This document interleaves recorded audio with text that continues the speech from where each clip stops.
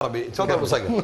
احنا اعطيك نموذج في المباريات اللي كنا نلعبها مع بعض، كنا ضد القادسيه ولا ضد الكويت ولا ضد السالميه ايا كان.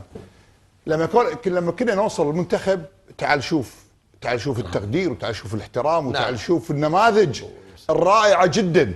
يعني انا اعطي نموذج في يوم من الايام، جاسم يعقوب، هذا النموذج اللي انا دائما اضرب فيه المثل الحقيقه، والمسي على ابو محمد. اي والله.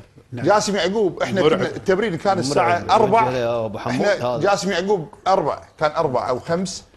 جاسم يعقوب قبلنا في الملعب، وكان هو اللي يدعمنا، هو اللي يشجعنا، واحنا كنا قبل كم يوم لاعبين مباراه ضده، تصوروا ها؟ ايضا الكابتن عبد العزيز العنبري طبعا سعد الحوطي وعبد الله معيوف، كل ربعنا كانوا على علاقه وطيده مع بعض بشكل بكل الاحوال، حتى الاداريين، بالضبط، حتى الاداريين كانوا على. وانا الله يرحمه الشيخ فهد الاحمد كان يعتمد اعتماد كلي على حسين عاشور، بس طالما يبنى اسمه حسين عاشور ابو طلال، عسى الله يشفيه.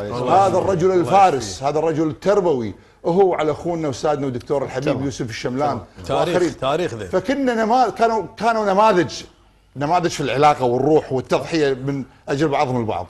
نعم انا شاكر. زين اقول شيء، لا بس تكفى طالبك احمد، ترى قلت لا تكفى، انت رجال بدوي تكفى والله ما اشرب قهوتك. استانست علي ها؟ اليوم احلى حلقه عندي. اقول لك